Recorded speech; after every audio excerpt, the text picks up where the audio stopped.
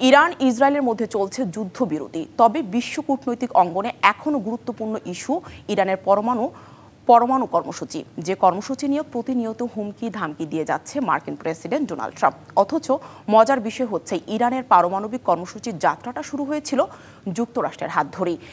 এক সময়ের মিত্র এ দুদেশের সম্পর্ক কিভাবে তিক্ত হলো, আজ জানাবো সেই গল্প।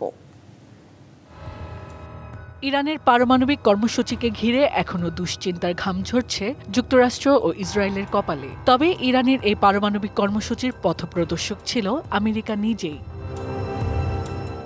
শুরুটা 1953 সাল। যুক্তরাষ্ট্রের সাবেক প্রেসিডেন্ট আইজেনহাওয়ার উদ্যোগ নেন অ্যাটমস ফর পিসের, যার লক্ষ্য পারমাণবিক শক্তিকে চিকিৎসা, শিক্ষা ও প্রযুক্তির মতো শান্তিপূর্ণ কাজে ব্যবহার করা। এর ভিত্তিতে তৎকালীন শাহ মোহাম্মদ রেজা পাহলভির শাসনামলে ইরানে পারমাণবিক কর্মসূচির ভিত্তি স্থাপন করে যুক্তরাষ্ট্র।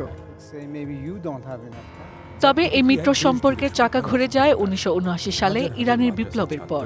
আয়াতুল্লাহ রুহুল্লাহ খামিনির নেতৃত্বে ইসলামিক প্রজাতন্ত্র ইরান গঠনের পরপরই বন্ধ হয়ে যায় ওয়াশিংটন ও তেহরানের পারমাণবিক চুক্তি।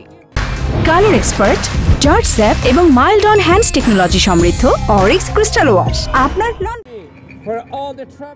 পাহলভির পারমাণবিক স্থাপনাকে সরাসরি প্রত্যাখ্যান করেন আয়াতুল্লাহ রুহুল্লাহ খামিনি। তবে পারমাণবিক প্রযুক্তির কৌশলগত গুরুত্ব বুঝতে দেরি করেনি ইসলামী বিপ্লবের নেতৃত্বরা। গোপনে এই কর্মসূচি চালিয়ে যান নিজেরাই।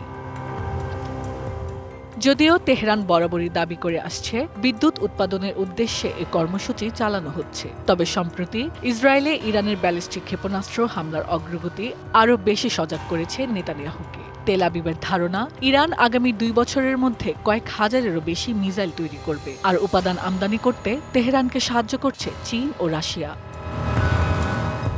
ফলে আপাতত বড় আকারের সংঘাত থামলেও স্থায়ী সমাধান হয়নি বলে মনে করছেন আন্তর্জাতিক বিশ্লেষকরা। 3 পক্ষই নিজেদের জয় দাবি করায় এখানেই লুকিয়ে আছে পরবর্তী সংঘাতের বীজ। Hasna Akter, DBC news desk.